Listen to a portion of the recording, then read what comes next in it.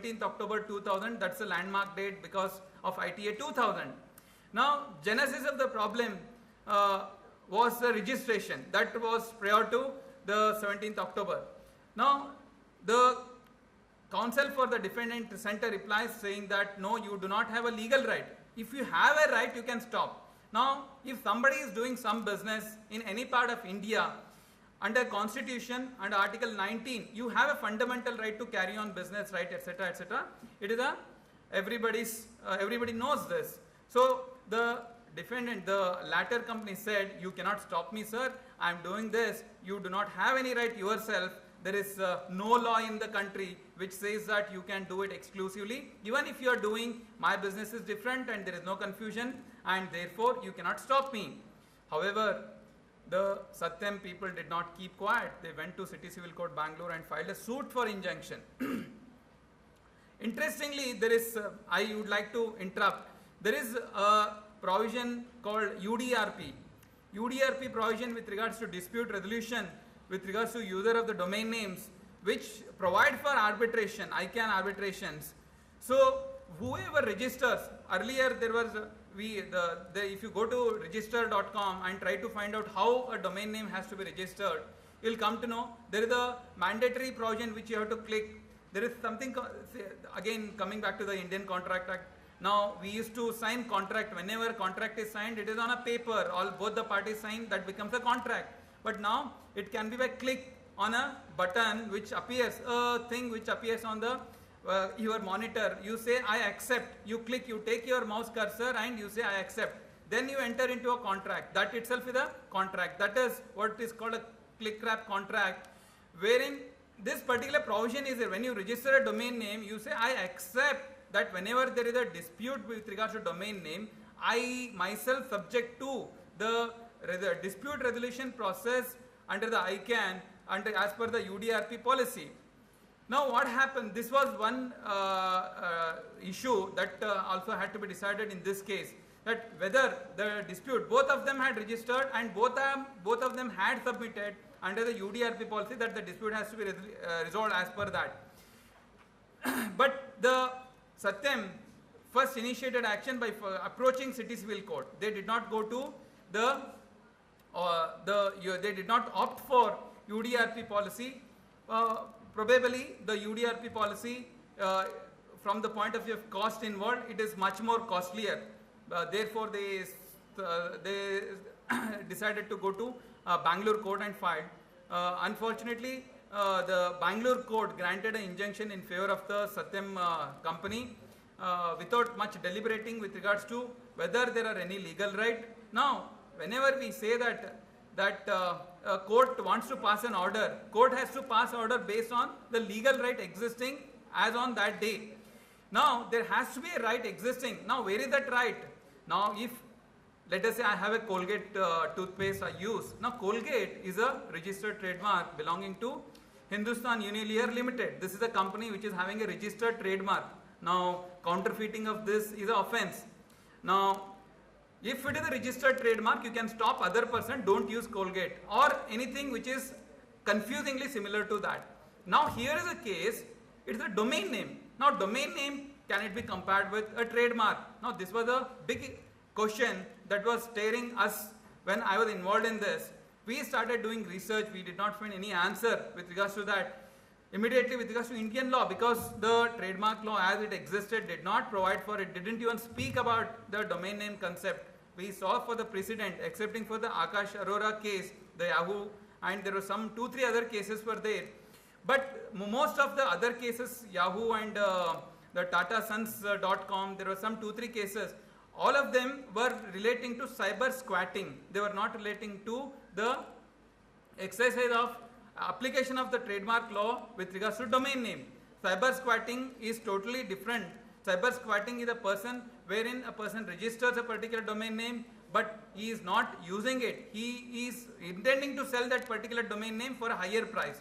You know that Shah Rukh Khan is a famous personality. So what you do, you register a domain name shahrukhkhan.com. And Shah Rukh Khan is not a tech savvy or a cyber savvy guy. He may register next day or next hour or next minute. He goes there, he tries to find out whether the domain name is or it is not available to him. Now he asks somebody, he finds out who has registered and he'll ask, now I want this. Then you say that you pay me 10 lakh rupees only, then I can transfer it to you. Now this is a case of cyber squatting. Okay. Now here is the case, Satyam and Sifi, it was not a cyber squat case.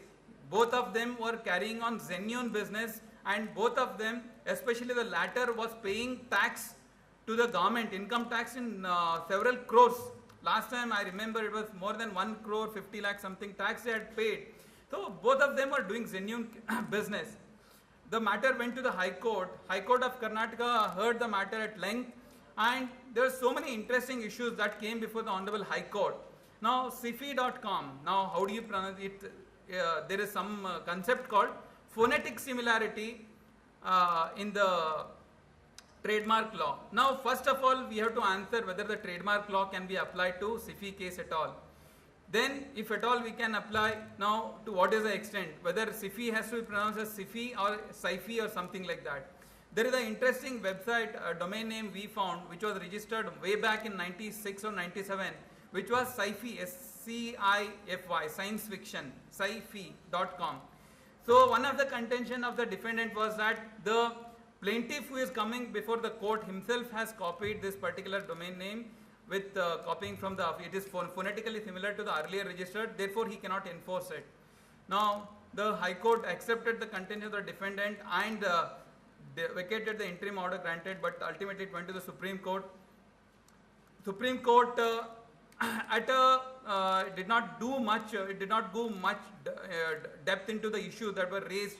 I am a bit critic of this particular case. Justice Romapal of the Supreme Court pronounced his judgment, wherein it just says that no, technology is improving, the science is growing, therefore whatever whatever conventional principles under the trademark law have to be made applicable. Otherwise, you will be considered as anti-cyberspace or anti-technology or anti-liberalism or something like that. So, no, that should not be the approach of a judge. Judge should be interpret the existing laws in an inclusive manner, something like that. But I caution that the judge also should not go beyond to the domain of judicial legislation, because the judge's duty is only to interpret what the law is made by the Parliament and Assembly and not to make law. But in this case, to a certain extent, definitely, there is no till date, there is no legislation, there is no amendment also. The Trademark Act was amended subsequently after the advent of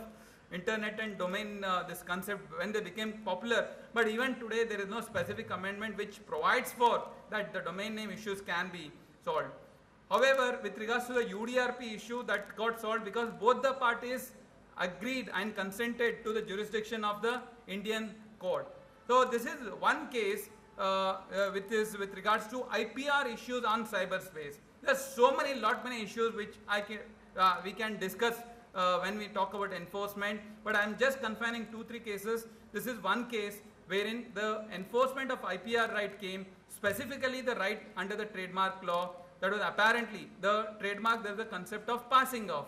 Now there was unregistered trademark, the Sifi was the unregistered, even if you consider the trademark. So the Honorable Supreme Court, the importance of this case, Sifi versus Sifinet, is that this is a case wherein for the first time in the world, I have done fair research, that first time in the whole world that any apex court, the Supreme Court level court, has given a decision that a domain name is equivalent to trademark. There is US, you have hundreds of cases. You have so many hundreds of cases in Europe also, but most of them at a lower, like civil court level or a high court level, but not at a Supreme Court level. That way, under Article 141, that becomes the law of the land, even though there is no statute. Then, this is a law relating, this is a case relating to IPR issue, intellectual property rights issue on the cyberspace. Now, the foundation has filed before the Honorable High Court of Karnataka. High Court of Karnataka has looked into and matter has been admitted and notices have been issued to this parties, YouTube, Google, etc., etc. Now, this is not having the e-commerce angle, this is not having the IPR issue, but this is having, we can say, a tortious, you can say to a certain extent, there are, we don't know, like Mahatma Gandhi, if you consider, it can be, I mean, it can, if you use religious symbol or a national symbol, a sedition, whatever, I don't know, we need to check for. this particular thing. So these are the different types of issues which we come across, and enforcing it becomes a big challenge. Collecting the evidence, putting and preparing the application pleadings to suit the requirement of the law is a big challenge. And I think the legal professionals and this sort of national workshops, seminars, etc. Will help in disseminating the knowledge of cyber law and cyberspace, and will equip us to face the challenges of tomorrow. But at this very breath, I would like to say that we should not stumble in the hurry to catch up with the world. We cannot sacrifice the rights, the fundamental rights, the rights and privileges of the citizenry just in the name of, in the guise of development, liberalism, etc. That is the case what is happening. Other day, past fortnight or so, we have been seeing, I read an editorial in Times of India and a front page article in Times of India, which was very critical about the standing committee, the Parliamentary Standing Committee's report about the proposed amendment. The standing committee has come down very heavily. So this type of, I feel, the personally, this is my personal opinion, the view that is taken by the Times of India, the Bennett Coleman, this is not a fair view. This is not, they are not taking a proper view of what is the issue about. They are trying to mislead. This should not happen. See, media is a very important, it plays a important role in the society. The responsibility also is equally very high. So you should not mislead by saying that the ISP will be held, if the ISP, the network service providers are held responsible, then it amounts to the throttling the business, ISP will be closed down and etc. etc. I mean, these are all some nonsense things are being propagated. That should not happen. So the coming to, I just would like to stop at this. Concluding, I would like to just say about one particular issue which is hitting the headlines in United States. Is the issue relating to it's called net neutrality. The topic is emerging trends. Now, with regards to net neutrality, there is lot of concern that is being raised by the NGOs, certain companies including Google, Yahoo, etc. about the lobbying that is being made by the ISPs in US. Now, what is happening right now? If you want to access internet, you have to access it through internet service provider. It can be BSNL, it can be Reliance, it can be Airtel, it can be any of these people. These are the ISPs. Now, if you visit yahoo.com, if you visit google.com, if you visit any site or Karnataka High Court site, the ISP from point of view, it is not making any difference. ISP is going to get the income based on the KBs that you download or upload. That is how it is measured, depending on the package you have bought from the ISP. Okay, that is the business of the ISP.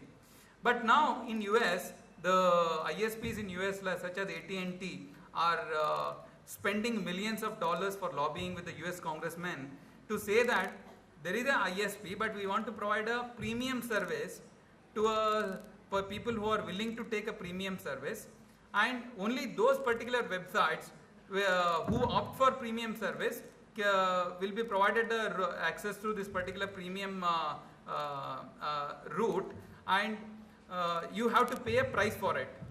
Now imagine the existing route which everybody is accessing, the ISPs will going to make it so very bad that everybody will be forced to go for that particular premium site, and all these people, that is a Google, Yahoo, whatever are there, they have to pay a hefty premium to this ISPs for the purpose of putting their website on this premium route. Otherwise, the people, the end user will not be able to access this particular website. There is a lot of concern being expressed. I too feel personally that it is better that the neutrality is maintained. The premium segment, what they are trying to implement, I think it may become issue here also anytime. Now, currently in India, the spectrum issue is there, spectrum distribution issue. that is making lot of news. Now these are all laws wherein they are all in a very transitory developing stages. Now if you want to look at what is the law there, the law is not there. Many times I mean industry and corporate interest, that itself dictates the law. Like for example Reliance, when Airtel obtained license from the government of India, they had to pay some amount of license fee, few crores. Now thereafter the Reliance people wanted to obtain a license for starting, but there the CDMA technology used, the license was very less.